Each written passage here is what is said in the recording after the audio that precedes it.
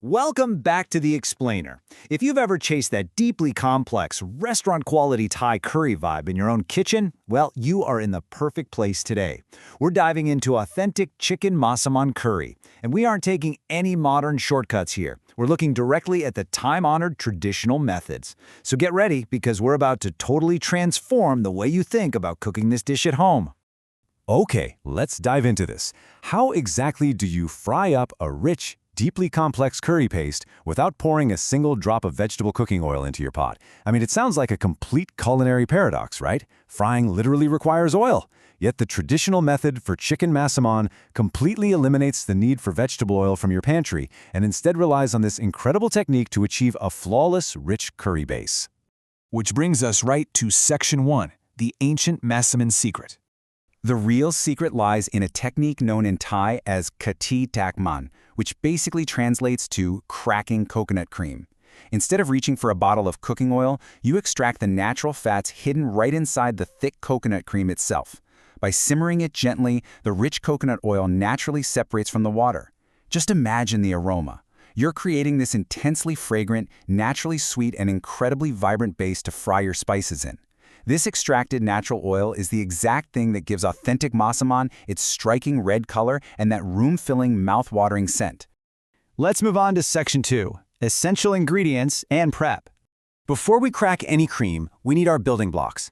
Here's your essential checklist. Grab your massaman curry paste, your thick coconut cream for cracking, and some thinner coconut milk for the broth. For the hearty stuff, get some raw potatoes, cut them into nice big chunks, large onions, and roasted peanuts. To build out those deep aromatic notes, we'll need cardamom pods and bay leaves. Finally, for that signature sweet, sour, and salty balance, you'll use tamarind paste, fish sauce, and a complex sugar. And the cool thing here is the flexibility. You can use palm sugar, coconut sugar, or toddy palm sugar. Any of those three works perfectly to build that authentic flavor profile. Now, we definitely need our protein. When you're choosing between chicken thighs and chicken breasts, let's be real. While both technically work, thighs are absolutely the way to go for this traditional method. Why? Because massaman requires a long, slow simmer. Chicken thighs are going to become insanely melt-in-your-mouth tender, soaking up all those rich spices. Chicken breasts, on the other hand, they have a bad habit of drying out and getting super tough during a long boil, so stick with the thighs for sure. So, with our ingredients prepped and our chicken ready to go, it's time to step up to the stove for Section 3, cracking the coconut cream. I'm so excited to finally break this down for you. Here is exactly how you execute the perfect crack. Step 1. Dump that thick coconut cream directly into your pot over medium heat. Step 2 is absolutely crucial. You gotta stir constantly. You do not want that cream sticking to the bottom and burning. Step 3, just keep simmering. You'll notice the cream start to thicken up. Have some patience here. Suddenly, almost like magic, you'll see a shimmering, luscious layer of clear, natural coconut oil float right to the top. That's your cue. Your patience literally just replaced the need for store-bought vegetable oil. Next up, Section 4, Building the Flavor Base. And this brilliantly illustrates the power of traditional cooking. We take that massaman paste and fry it directly in our freshly cracked coconut oil over medium heat.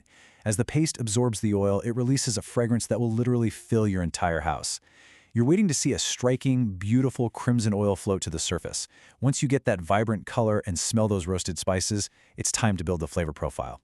Mix in your sugar for sweetness, tamarind for that tangy kick, and fish sauce for a salty depth. Mix it until everything dissolves perfectly. Actually, hold on. Quick chef's warning before you go pouring things in. Taste your curry paste mixture first. Seriously, a lot of store-bought massaman curry pastes are already heavily salted during manufacturing. If you just blindly add a full pour of fish sauce without checking, you could totally ruin the dish. Taste it first, then add the fish sauce or a salt substitute cautiously, just until the flavor really pops. All right, with our perfectly balanced flavor base ready to go, we shift to the final phase. Section 5, Simmering to Perfection.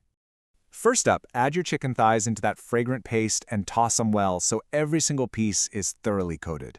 Next, toss in the cardamom pods and bay leaves to steep those incredible deep aromas right into the meat. Finally, pour in your thinner coconut milk, but here's the trick. Keep an eye on the volume. You want to maintain a concentrated, thick liquid level.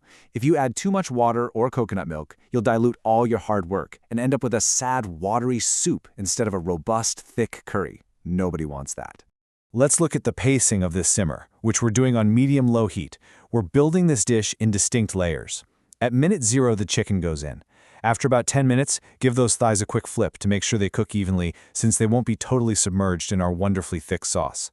Right around the 25 to 30 minute mark, your chicken is getting nice and tender, and that is exactly when you introduce your potatoes and onions. Finally, between 45 and 60 minutes, the whole thing reaches perfect harmony and is ready to serve. Now, you might be wondering why the vegetables go in so late. I want to explicitly warn you, wait to add the potatoes and onions. Do not throw them in at the beginning with your chicken. The chicken needs a lot of time to get tender. If you drop raw potatoes into the pot at minute 0, by the time the chicken is finally done, your potatoes and onions will have completely disintegrated into mush. Take a look at this number, 15 to 20. That is the exact number of minutes needed for those thick, hearty potato chunks and large onions to cook perfectly once they're finally dropped into the pot at the 25-minute mark. This timeline is exactly what ensures the chicken gets incredibly soft while the potatoes keep their satisfying structure. So, the crucial point is how to actually test if your masterpiece is ready before you cut the heat. After those 15 to 20 minutes are up, take a fork and gently press it into a large chunk of potato.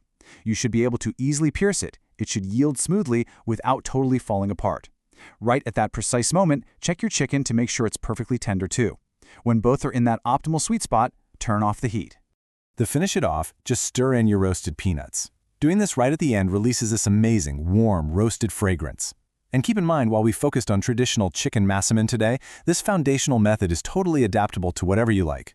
You can easily swap out the chicken for beef or pork, following the exact same timeline.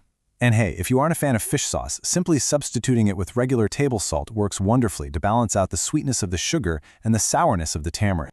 Now that you hold the ancient secret of cracking coconut cream to create a rich, vibrant, completely oil-free curry base, the only question left is this. Will you serve your beautiful, aromatic massaman with a bowl of steaming jasmine rice, some soft, fresh bread, or maybe a warm, crispy roti? I highly encourage you to get into the kitchen and put this incredible traditional technique to the test. Thanks so much for joining me on this explainer, and happy cooking!